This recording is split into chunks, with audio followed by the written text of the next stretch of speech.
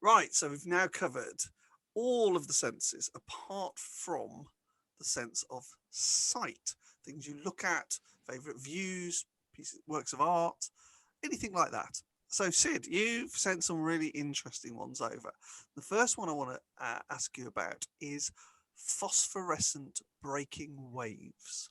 Oh, yeah. Well, I've seen it quite a lot now in my life.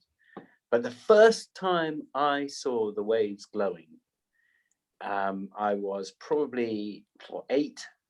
And I think we were on a ferry from Dover to Calais in France. And I can't remember whether I was with my family or with school.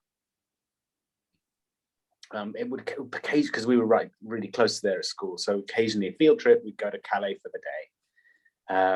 But I think it was with my parents, and I remember looking down off the front of the boat and right into the water and just watching the waves hit the side of the boat there. And they were glowing this bright blue green color, and it was dark. And I just couldn't believe it. It was like mermaids had arrived or something. It seemed like no one had ever warned me about this, that the ocean glowed. Yeah.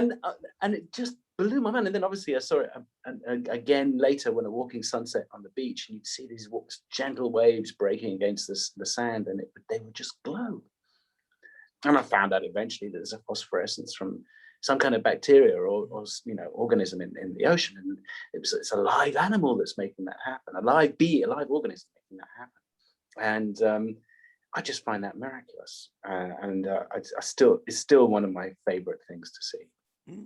It is. I mean, I've only seen it once in my life and had the same effect of like, what is this? This is crazy. I know, it's magic. It is magic. And if you haven't seen it, I'm sure people are going, I don't even know what that looks like until you see it. It's just crazy. So your next one, because I'm saving one in particular because it's one of my absolute favourites, but I'm going to go to the next one that you sent me, which is sleeping babies. Oh yeah. Well, I was lucky when I was 16 for my mum to get pregnant again. My mother got pregnant, and Thomas was born, my brother. And 16 years later, it's quite a big gap. And I just happened to be at home because I spent most of my time at boarding school in Ramsgate. And Jane Hammer. Jane Hammer actually was probably in the picture about that time. Oh. And I remember just sitting there for hours just watching Thomas sleep. And it was one of the coolest things. He was no threat. He wasn't being a pain. He wasn't screaming his head off. He was either like heaven or hell with babies. And when they're awake, oh my God, run for the hills, take cover, anything can happen. This is a nightmare. And when they go to sleep, bliss. And you just think about it, all inside that tiny scrunched up little bag of humanity. All these cells are rapidly multiplying, and they're quickly growing, and they're trying to figure out what's going on in there, making all kinds of absurd noises.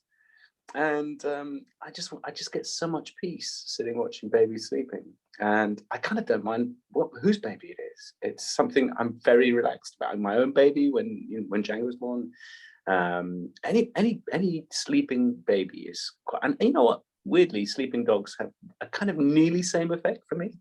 But sleeping babies take it because there's so much going on there, and you can see all sorts of things happening during their sleep, and they're kind of grunting and making farty noises. Brilliant. Brilliant. Yeah. I just love it. It's actually very similar to how I am in my own life at the moment. It's very similar. Exactly how I sleep, in fact, but nobody watches me, which is I feel a loss. I feel a loss for that. You should get people to come and watch you. Yeah, yes, just for their peace. Yeah, it should be a job. Somebody literally should. I could pay them to do that. Just watch me. Colin's asleep. Yeah, isn't that lovely? Yeah. Actually, maybe we're onto a thing there. Actually, that could be quite entertaining. Yeah, I'll do that as a job. And talking of childhoods, this is absolutely one of my childhood ones, and this is the third and final one in the category. Seeing Star Wars for the first time in 1977 in East Grinstead. Hello. Absolutely. I got to see Star Wars. That's the thing about being 55, Yeah. is that I got to see Star Wars in the cinema, having bought a ticket with a bunch of people who had absolutely no idea what was about to happen to them. And I was one of them. Star Wars hadn't already come out somewhere, and we needed to see it on video or caught it later on stream, or the very first Star Wars. And that moment when you sit back in the seats, the lights go down and you look up and these words come out in perspective a long, long time ago in a faraway galaxy or whatever it is. And that alone is like amazing special effect. No one's ever seen that before. And it's like, wow. And then this ship comes over. The ship, exactly, the ship. And you're totally blown away. And everything from that changed the whole experience of entertainment, movies, what was possible, how I looked at everything in terms of entertainment from that moment on was changed, because they just blew the bloody doors off. And the bar went right up there. And I was amazed. It was 1997. It was East Grinstead. I had to wear my school uniform. My parents took me out for the day. I had to wear my school uniform going into the cinema. I felt like such an idiot. And I kind of waiting for the lights to go down so no one could see me anymore. And then boom, I was just amazed. And it was one of the great experiences of my life. And it still is one of the, if you ask me to name my top 5 movies, that will probably always be number 1 because of it. I mean, I love Citizen Kane and everything, but you can have your Citizen Kane. That one just left a big mark on me. And Jaws too, which happened around the same time. So I got to see Jaws. I feel like lots of people now, it's like, whatever, the special effects weren't that good.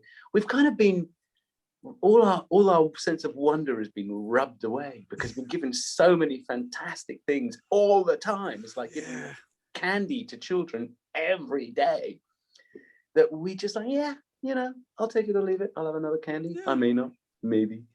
And I'm really grateful that I was around when that sort of thing just knocked us out of the park. Yeah, couldn't agree more. I mean, exactly the same thing. And the ship, and it was interesting. It was one of the first movies my mom took me to as well, which was really sweet.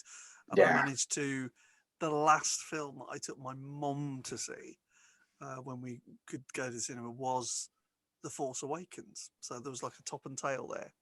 Wow. And she loved it. It was just lovely watching her expression of like, still got that wonder, just amazing. Totally with you on that one. So totally, big moment in my life. And probably one of the reasons why I ended up doing what I ended up doing, actually, to be honest with you, because that was just such a profound change in my existence. There was so much more available now that would just change the way I look at the world.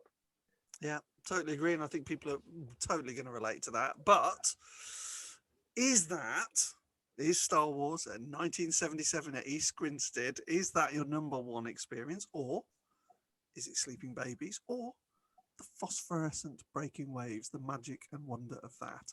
That is the question that people at home need to answer. You don't get many points for guessing that one. Yeah, I think we know that one. I think we're pretty sure on that one. Right, thank you very much. Moving on.